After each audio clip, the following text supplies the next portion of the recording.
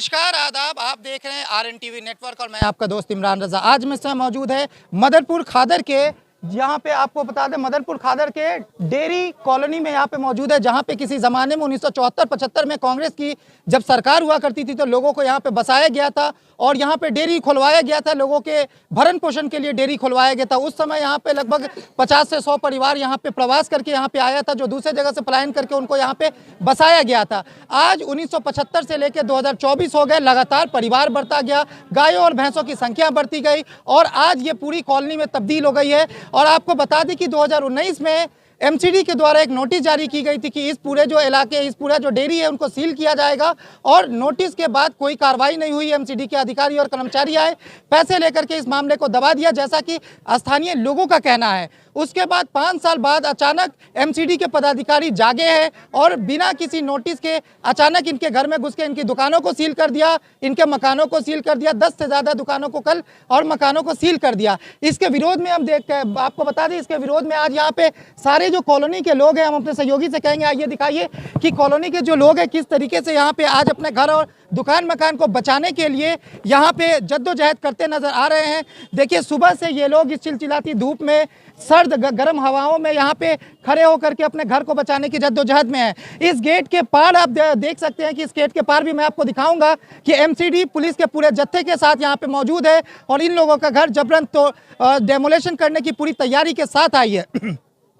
ना इनको कोई नोटिस दिया गया है। नोटिस का हवाला बताया जा रहा है कि 2019 में जो नोटिस दिया गया था उसी के ऊपर ये कार्रवाई करने आए हैं, मगर स्थानीय लोगों का कहना है कि 2019 में डीसी का साइन किया हुआ नोटिस 2024 में आखिर वैलिड कैसे हो सकता है, क्योंकि 2019 से 24 तक कई डीसी बदल गए होंगे, कई अधिकारी बदल गए होंगे, मगर 19 की नोटिस पे 24 में कार्रवाई क्यों?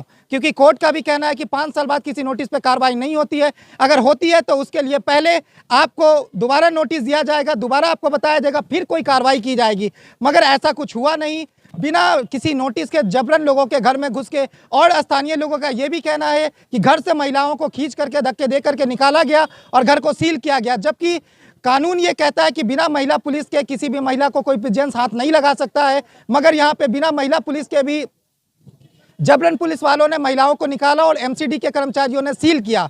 आज यहाँ पे बहुत सारे घरों को सील करने पूरे दस्ता आई थी, मगर लोगों ने एकजुट होकर के उनका विरोध किया और विरोध करके यहाँ पे पिछले 5 घंटे से लोग यहाँ पे अपने घर को बचाने की जद्दोजहद में यहाँ पे जुटे हुए हैं। देखते हैं कि क्या इनका घर बच पाता है या एमसीडी इनके घर पे जबरदस्ती बुलडोजर चलाने की पूरी तैयारी करके आई है। एमसीडी के अधिकारियों से बात करने की कोशिश की गई तो उन्होंने कहा कि हम पूरी तैयारी के साथ आए हैं, कोर्ट का पूरा आदेश लेकर के आए हैं और पुलिस बल के साथ आए हैं, इसलिए आज हम कार्रवाई करके जाएंगे। मगर क्या सच है ये तो एमसीडी के पदाधिकारी ही बताएंगे या तो यहाँ के स्थानीय लोग बताएंगे। सबसे पहले तो ये है कि हम लोग यहाँ पे 75-76 से बसे हुए हैं और मतलब धीरे धीरे परिवार बढ़ते गए तो लोगों ने अपने थोड़े कच्चे पक्के मकान बना लिए।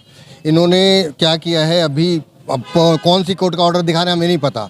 वो ऑर्डर भी 2019 का है, जिसका कोई मतलब नहीं है। किसी भी हाई कोर्ट ने ये ऑर्डर नहीं करा कि इनको सील करो, डैमोलिश करो या कोई अन्य एक्शन लो। वो इन्होंने एक स्टेटस रिपोर्ट मांगी थी, उस स्टेटस रिपोर्ट को देने के लिए इन्होंने क्या सीधा सील करना स्टार्ट कर दिया और डेमोलिशन के स्टार्ट कर दिया इन्होंने।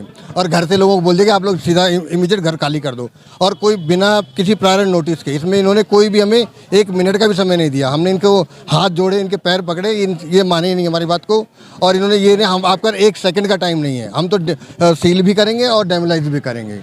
तो ओवरऑल कहने का मतलब ये है कि ना बिना किसी एक शॉर्ट नोटिस के या एक 2019 के नोटिस के बेस पे ये आज कैसे कार्रवाई कर सकते हैं। 2019 के बाद में कोई ऐसी इंफॉर्मेशन आपके पास है, कोई ऑर्डर आया, कोई नहीं, कोई ऐसी बात हुई जिससे ये लोग आए और आपके घर को तोड़ने या सीलिंग करने लगे? नहीं, बिल्कुल भी नहीं। और जिस ऑर्डर की बात करते हैं वो ऑलरेडी 2019 में डिस्पोज ऑफ हो चुका है और उसमें कंटेम्प्ट डली हुई है, मैं मानता हूँ, लेकिन उस कंटेम्प्ट के अंदर एक भी हियरिंग नहीं हुई है।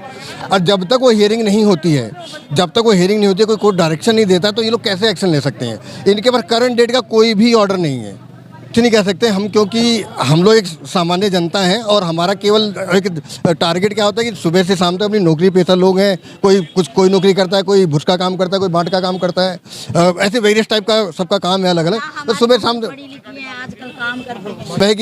इन चक्करों में पड़े तो हम कहाँ ढूंढेंगे? हाई कोर्ट कहाँ है, सुप्रीम कोर्ट कहाँ है? क्योंकि एक टाइम भी तो होना चाहिए लोगों के पास, एक मतलब कि हाई कोर्ट जाने का। सर हमें टाइम ही नहीं मिला इन चीज़ों को कार्य हम किसी से कांटेक्ट कर पाए। सबसे पहली तो बात ये है एमसीडी ने कोई भी नोटिस नहीं किया है इस करंट जो भी कार्रवाई करें उसके लिए। तो अभी हम लोग किसको कैसे कांटेक्ट करते हैं? मान लो रातों रात तो कोई हमारे साथ खड़ा होगा भी नहीं। अगर हम किसी को बुलाएंगे पूछेंगे तो थोड़ा टाइम तो उसको चाहिए। जैसे आप लोगों को हमने बुलाया या आप लोग हमारे लिए आए हो, आप लोगों को भी 1 घंटा 2 घंटे लग गए ना। तो इसी तरीके हमें समय चाहिए, समय दो, हम हाई कोर्ट में अपीयर होंगे, अपनी जो भी रिट अभी डली हुई है, जो भी पीआई डली है उनको चैलेंज करेंगे। सर हम सन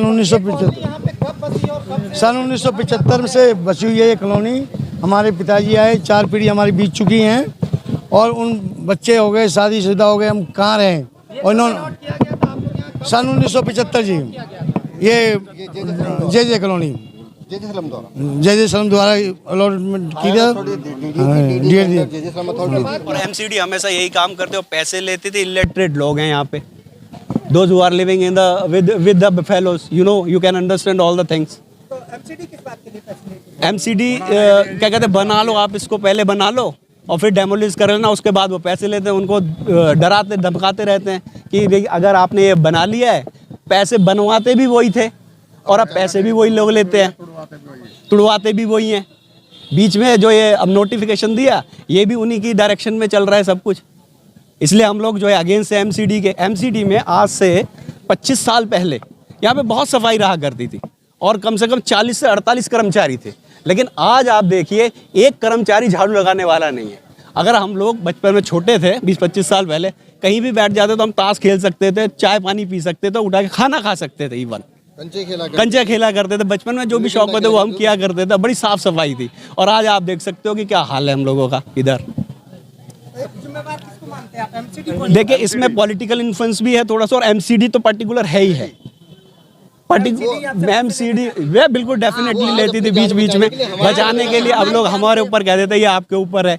लोग इलिटरेट है, वो लोग पढ़े लिखे नहीं है।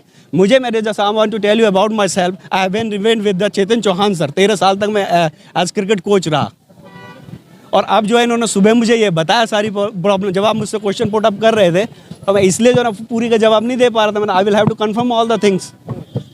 फिर मैंने कंफर्म किया, इनसे धीरे धीरे नॉलेज मिली। उसी नोटिस को रिकंटिन्यू करके ये लोग देखिए, एक कोई भी notice normally I have been as a law graduate, I am law graduate, ठीक है। कोई भी जो है 2019 में नोटिस होता है तो उसकी वैलिड जो है 6 महीने तक रह सकती है, उसके बाद रह नहीं सकती है।